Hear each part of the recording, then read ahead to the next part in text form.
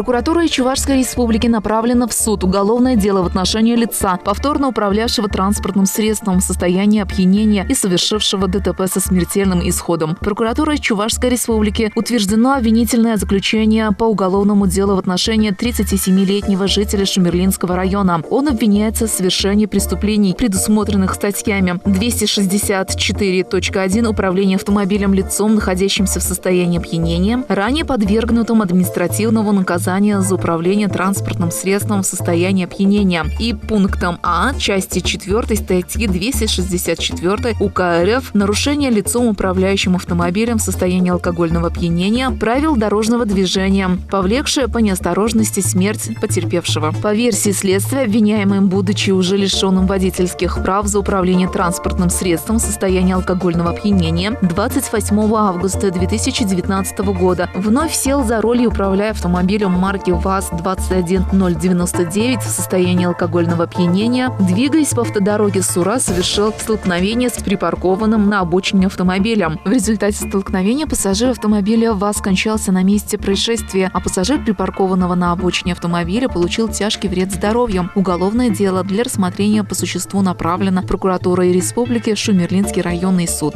Прокуратурой Марьинско-Посадского района пресечены нарушения при организации питания несовершеннолетних в образовательном учреждении. Прокуратурой Марьинско-Посадского района совместно с территориальным отделом управления Роспотребнадзора по Чувашской Республике в Цивильском районе проведена проверка исполнения законодательства об охране жизни и здоровья несовершеннолетних в деятельности индивидуального предпринимателя, оказывавшего услуги по организации питания детей муниципального бюджетного образовательного учреждения Приволжская общеобразовательная школа Марьинско-Посадского района. В ходе проверки установлено, что при организации питания в школе реализовывались продукты с отсутствием маркировочных ярлыков, что не позволяло установить срок его годности. Допускались нарушения условий хранения продуктов питания. Отсутствовал контроль за качеством поступающего сырья. В этой связи прокуратурой района в отношении индивидуального предпринимателя возбуждено дело об административном правонарушении, предусмотренном частью 2 статьи 14.43 КоАП РФ. Нарушение продавцом требований технических регламентов или обязательных требований к продукции, создавшие угрозы причинения вреда здоровью граждан. Решением арбитражного суда Чувашской Республики на основании постановления прокуратуры индивидуальный предприниматель привлечен к административной ответственности с назначением штрафа в размере 30 тысяч рублей. Судебное решение не вступило в законную силу. Направлено в суд уголовное дело в отношении 6 участников организованной преступной группы, занимавшихся производством и сбытом синтетических наркотиков через тайники-закладки. Прокуратурой Чувашской Республики утверждено обвинительное заключение по уголовному делу в отношении 6 участников организованной группы жителей Чувашской Республики и Республики Марий-Эл в возрасте от 21 до 33 лет, которые обвиняются в покушении на совершение 30 преступлений, предусмотренных статьей 228.1 УК